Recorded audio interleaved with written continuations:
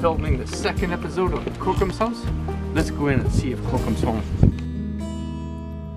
We're bringing it home to Kohkom's house.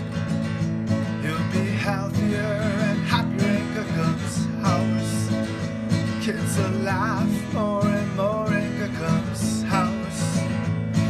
So come on down to Kohkom's house.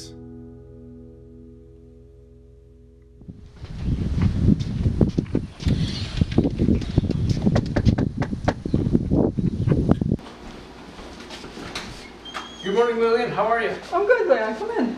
Thank you. Are you excited to do Kohkom's house today? Yes, I really am. Come in. Okay. Sit right down. Awesome.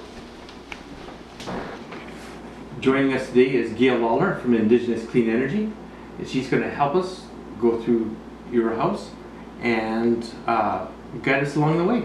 Okay, that sounds good. Hi, Lillian. So nice to meet you. Hi, Leon. Glad to be here with both of you as we take a tour through your home, Lillian. Thank you so much for inviting us in, and I hope that we can find some ways to make your home more healthy and comfortable, and of course, more energy efficient. Lillian, I'd love to hear about housing of old and what you grew up in. Please tell me about that. I remember our first house, the first house I remember living in was a 2-room log house. And it was heated with wood stoves. And we had a little bit of stock. I remember like being so cold in the winter, my dad and my brother would go out and look after the animals and haul wood from the bush and keep the fires going. And the windows would be totally frosted right up. And the only window that wasn't frosted was the one close to the airtight heater, because my dad had that heater hopping day and night in the winter time. So yeah, that was what that's what those early growing up years were like. What do you see as some of the biggest changes today? The changes? Central heating. Do you find your house nice and warm and comfortable Yes, in today's world? I find it so much different. Like, you could get up in the morning and you're not hurrying into your clothes because you're freezing. Back in the day, you know, kind of huddled in your blankets and put your clothes on so you didn't get all cold before you went out to the kitchen area. That is a big difference in the homes. Better lighting. You know, like I think I remember in our first house that I remember, there were just very few windows and they were small, and you know, homemade doors and that sort of thing. That is a big difference in the comforts of life. Of course, there's the running water and the electricity and stuff like that, which has totally changed. Has totally changed the world, my world. So Lillian, can you show me some of the problems areas in your house that we can go address? Sure, Leon. Why don't I show you the front door, where I always say I'm letting all of Alberta in or out. Okay, sounds good. Let's go take a look at it.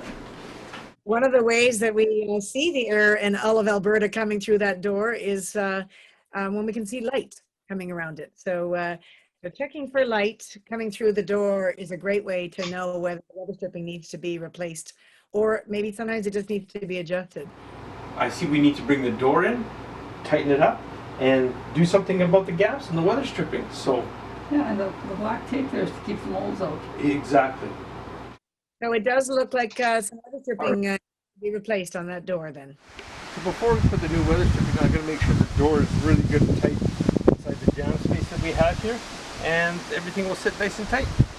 So Leon, when we're looking at door weather stripping, I see that Lillian has actually one of the best kinds of weather stripping in her frame, but it seems to be missing in a few spots, I assume. That's why we're seeing light. So that type of weather stripping comes with the door frame, and as you've can see there easier than all of us, that it actually inserts right into the jamb. But you're going to install a new piece of weather stripping on the outside of the jamb that the door will connect to and leave the old weather stripping in place. So yes, Gail, this is that really good weather stripping that you did talk about. So what I will do is the door is out a little bit. I'm going to adjust it and see if we can get these gaps to disappear. Okay, so if you've tightened the door up and you've adjusted the door frame, close the door again and from the inside, look and see if you can see light. You might have actually fixed the problem. Sometimes the door needs adjusting so that the existing weather stripping can work, because that's excellent weather stripping that she has. So we tightened up the door, brought it in all around, and so now you can see all there's no gaps around. And Oh, that's going to be so much better. It's really going to, it should really make a difference it come the really will cold make weather. I think it'll make a difference in the amount of heat that was going out of there in the winter. Absolutely. Oh, that's fantastic. So no need to install new weather stripping. Sometimes it's just a door adjustment. Sometimes the hinges are loose. It might be something that just needs to be realigned so that the door is touching the weather stripping on all three sides. Well done. I'm glad it's such an easy fix. So That's we got really- something else to fix. You know, I notice coolness in my hallway in the winter. It's always quite cold down that hallway. Let's go take a look. Okay, that's. And what's happening down here, Lillian? I always find it's a little more cool in this hallway, coming down the hallway. And yeah, so, and right here is the attic opening. So if you're feeling that the hallway is colder, Lillian, in the wintertime, I believe that your attic hatch is probably very leaky. And so you've got warm air rushing up into the attic hatch, and that the heat leaving your hallway through the attic hatch because it's not weather stripped and sealed down tight.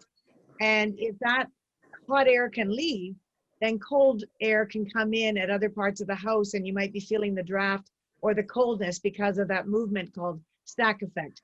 And stack effect is a natural breathing pattern of homes in the wintertime where warm air leaves from the top and cold, dry air comes in at the bottom. So I suspect that that's what is happening. It's the hot air leaving the attic hatch and cold, dry air coming into the hallway to take its place is why it's probably feeling cooler. So it looks like that could use some weather stripping, and we want to make sure that the insulation is good and thick on top of that. So what we will do is we will take it out and make sure that that is all sealed up, air sealed and insulated, and that should eliminate all the heated air in the wintertime from leaving here. Okay, I never thought of that. I just knew that it was a little more cool on this part of the house. Yeah, it's important that we get those all sealed up properly to stop this air from just funneling straight up. Okay, that sounds good. Okay. So what do we got there, Leon? What'd you find? This is the existing attic access, Gail, so as we can see, we have a 1/2 inch of drywall, we have just a 2x4, and we're going to assume that, or this is actually a 1x4, and then just a piece of plywood. So we had very little up there for insulation. Is the attic hatch in good shape, or is it rotted? It's actually in good shape. It needs that closed foam cell tape to create that really good barrier. Yep. And we will be in good shape there then. So I will begin to install that. Fantastic. I suspect that's a different kind of attic hatch that I've seen, the door. It looks like a better design than I was expecting. So do you think there's insulation between the plywood and the drywall? My guess is there's a little bit in there, but you know, we're looking at R12 at the most. Okay, so you've got a new piece you're going to add some insulation to, and we'll make that work instead. It's insulated to R45. Fantastic. Awesome. So when we're adding new insulation to an attic hatch around the frame, we need to make sure it's very, very, very clean so that the adhesive on that weather stripping that Leon is showing us there, a closed cell foam tape, it will then adhere and stick to that frame all around the attic hatch. But when you're using foam weather stripping, on this attic hatch, it'll be easy because we're going to use little gate hooks to pull down to make it tight. But if foam weather stripping is too thick and too heavy duty, on a window or a door, it could actually warp the window or door, and it may not allow the locks to work. So you have to look at the weather stripping and determine whether you need it to be super thick or a little bit thinner. What we want to avoid is weather stripping that's called open cell. Open cell tape is very cheap, and open cell foam tape does not last. And when you're installing weather stripping on anything, doors, windows, attic hatches, you always do one complete side. And then when you go to the next side, you butt the two pieces together so that there's no gap at all. No need to miter in the corners. You just butt all the ends so that there's no gaps. So Lillian, I have put a whole new seal around there. I put lots of insulation up above here. Now I'm going to go get the gate hooks and I'm going to put the gate hooks on and it's going to draw it down and so nothing can escape from there.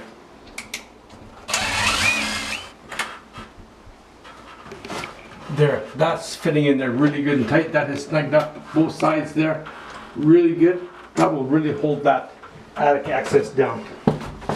So Lillian, we have re-insulated up top there. We've got 9 inches of insulation, which gives you a value of R40. That'll really keep the heat out. Replace this with wood, because the other one was drywall. Put new weather stripping all the way around, and then we set the attic access down on top of that, and we put the gate hooks in to draw it down so it will sit there nice and tight. That looks really good. Hopefully it's really going to make a big difference. Well, it should stop the air from being able to draw its way straight up. That's good, that's good. If heated air can leave a home, cold, dry air can come in. If we can do air sealing at the top of our home and stop or reduce drastically how much heated air leaves, then we will drastically reduce how much cold, dry air comes in at the lower parts of the house. So I'm suspecting that Lillian will feel much warmer in this hallway this winter because there'll be less heat leaving and less cold air across her feet in the hallway. So it should be a warmer space. Thank you, Lillian, for inviting us into your home, and thank you for the cup of tea. I hope you'll be a little bit warmer and a little bit more comfortable this coming winter from the work that we've done. And I know there's always lots of little things that we can do, and it's important to pay attention to the details, and you certainly have done that. And now we've been able to address them. So I hope you will enjoy your home even more. Thank you, Leon. Thank you, Gail, for coming into my house and showing me a few things and fixing up some stuff. That was really great. Thank you. You're welcome, Lillian. We couldn't have done it without Gail. Gail, thank you for all your support on your end there. And thank you for allowing us into your home to do these things. Thank you very much. It's been a lot of fun. And cheers. Here's to Kohkom's house. Thank you for joining us today and watching Kohkom's house. And come on down to future episodes of Kohkom's house. Up next, Cougarook. We're bringing it home. Are good. Gotta get the... Because she was looking at me, she's like, cut it. Please join us for future I'm looking forward to when we all go down. No, I'm not. Just leave that run, guys, because I'm gonna get this. Thank everyone. Thank you everyone for coming today. No, thank you for watching Kohkom's house. Thank you for watching Kohkom's. Thank you for watching. In one take, you did a beautiful job, by the way. A home that doesn't require a lot more. Let's stop that. Start again. Okay, what was your second question? Okay, Leon, you can knock. What? You can knock. Hello. Come on down to Kohkom's house. All you wah-wah boys and wah-wah girls. All right.